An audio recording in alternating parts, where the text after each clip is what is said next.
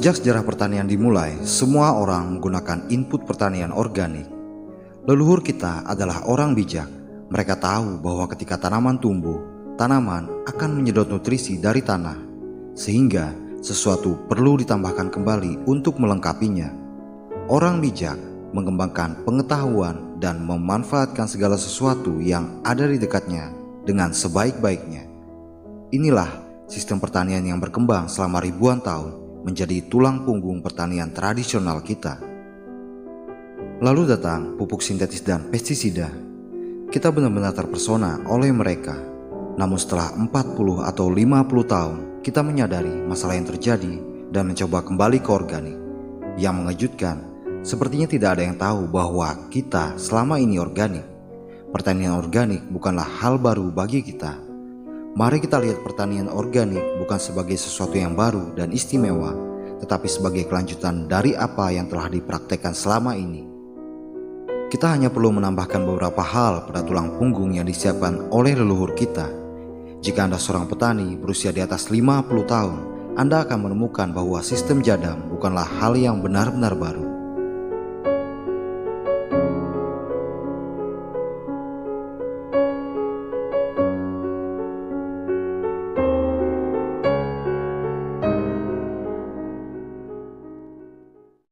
Apa yang digunakan leluhur kita untuk bertani adalah hal-hal yang mudah didapat dan murah. Tentu saja semuanya organik. Namun saat ini input pertanian organik telah menjadi sesuatu yang mahal dan sulit didapat. Sesuatu yang sulit untuk dibuat, sesuatu yang membutuhkan penggunaan mesin yang ekstensif. Jadam tidak menolak sains. Seiring kemajuan ilmu pengetahuan, pertanian akan berubah.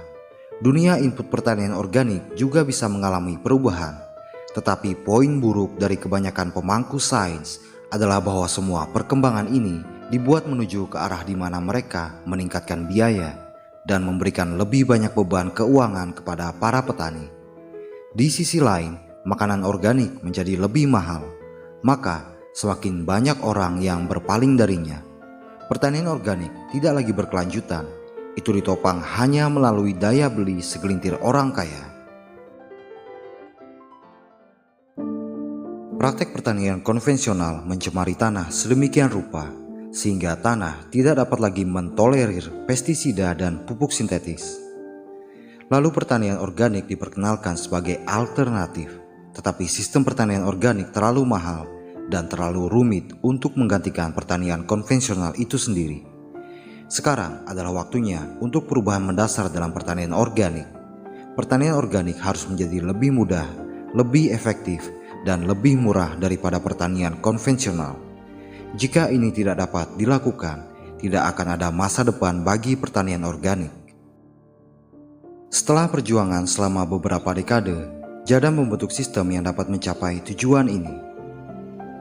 Mengapa pertanian organik menjadi begitu mahal? Padahal bertani organik seperti yang dilakukan leluhur kita tidak membutuhkan uang sama sekali. Pertama, input pertanian dibeli bukan dibuat. Kedua, proses pembuatan input pertanian itu sendiri telah berubah menjadi sesuatu yang mahal. Jadam bertujuan untuk mengubah praktek pertanian dari membeli input menjadi membuat input. Dalam sistem Jadam, bahkan pestisida yang tidak berani dibuat sendiri oleh petani dapat dibuat di rumah dengan biaya yang sangat rendah. Seperti yang akan Anda lihat, perubahan seperti itu bahkan tidak terlalu sulit karena sebagian besar jawabannya sudah kita temukan dalam kearifan pertanian tradisional kita. Jadam hanya melakukan perbaikan kecil untuk membuatnya lebih mudah. Jadam percaya bahwa input pertanian organik modern lebih rendah dalam hal nutrisi, ekonomi, dan ilmu pengetahuan dibandingkan apa yang telah dilakukan oleh leluhur kita. Pengetahuan yang lazim saat ini adalah anti alam, anti teknologi, dan anti petani. Mereka hanya melayani kepentingan pengusaha. Teknologi yang tidak melayani petani dan pertanian harus dibuang. Teknologi yang tidak memiliki nilai ekonomi harus dibuang. Teknologi yang tidak membantu petani menghasilkan uang harus dibuang. Ketika dikritik secara terbuka tentang perubahan teori ekonominya, John Maynard Keynes, seorang jenius, meninggalkan pepatah terkenal, "Ketika fakta berubah, saya berubah pikiran." Ini berarti ketika Anda menemukan kesalahan, Anda harus segera memperbaikinya. Apa yang Jadam jelaskan akan sangat berbeda dari apa yang telah Anda pelajari dan terima sebagai norma. Metodenya akan sangat berbeda, tetapi perlu diingat bahwa sebenarnya metode ini adalah bagian dari norma yang hilang 40-50 tahun yang lalu.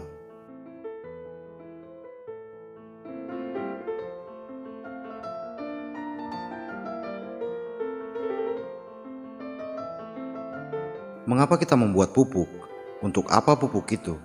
Pupuk seperti makanan yang disiapkan oleh seorang ibu untuk memberi makan anaknya. Lihatlah pupuk dari perspektif gizi. Makanan yang diberikan kepada anak harus bergizi. Pupuk yang diberikan kepada tanaman juga harus bergizi. Ini sangat penting. Tapi perspektif ini telah lama hilang. Orang tersesat karena ada begitu banyak perspektif lain seperti manfaat, udara, suhu, aroma, rasio, pH, dan lain-lain. Pengetahuan ditambahkan untuk lebih membingungkan esensi.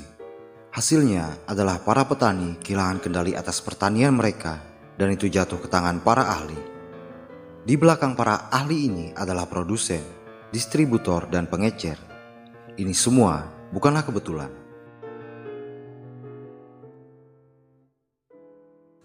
Jarang ada pakar yang berbicara tentang perspektif gizi suatu pupuk. Padahal pupuk sama dengan makanan. Peran utama makanan adalah menyediakan nutrisi. Sebuah pupuk mungkin mewah, tetapi jika tidak memiliki kualitas gizi, itu tidak ada artinya. Dari sini Anda akan merasakan bahwa masalah kompleks menjadi sederhana ketika Anda melihatnya dari perspektif yang benar. Sekali lagi, lihatlah pupuk pertanian dari perspektif nutrisi. Teknologi terbaik yang bisa Anda lakukan adalah membuat pupuk dengan kehilangan nutrisi yang minimum. Sama halnya dalam memasak. Dalam konteks memasak, selain rasa dan keterampilan, lebih dari 60% poin diberikan berdasarkan seberapa sedikit nutrisi yang telah dihancurkan. Jika metode memasak menghancurkan vitamin dan asam amino yang merupakan nutrisi penting untuk kehidupan, itu tidak berguna bagi manusia. Hal yang sama berlaku untuk pertanian.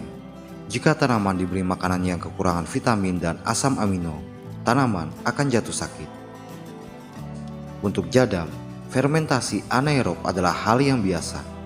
Fermentasi anaerob mengacu pada penguraian bahan oleh mikroba dalam kondisi anaerob atau tanpa oksigen. Entah bagaimana, ini telah diberi label sebagai sesuatu yang buruk. Fermentasi anaerob bukanlah hal yang aneh atau baru. Itu pasti tidak buruk. Seluruh sistem pencernaan kita memecah makanan dalam lingkungan anaerob. Ini adalah sistem yang dipilih oleh hampir semua makhluk di bumi, mulai dari mikroba tanah hingga manusia, untuk mencerna makanan yang telah ditelan.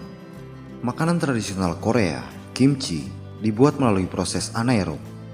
Tape dan yogurt semuanya dibuat secara anaerob. Seperti yang baru saja dijelaskan, fermentasi aerob atau terbuka sebenarnya menghancurkan vitamin dan asam amino. Oleh karena itu, sangat aneh bahwa entah bagaimana proses ini dianggap sebagai inti dari pembuatan semua input pertanian organik. Fermentasi anaerob telah sepenuhnya dirusak. Orang berpikir itu adalah sesuatu yang menjijikan, buruk, dan sangat salah. Ini jauh dari kebenaran. Selama ribuan tahun, kita melakukan pertanian melalui fermentasi anaerob. Ini adalah metode untuk meminimalkan hilangnya nutrisi dan sangat sederhana. Yang Anda butuhkan hanyalah toples atau wadah.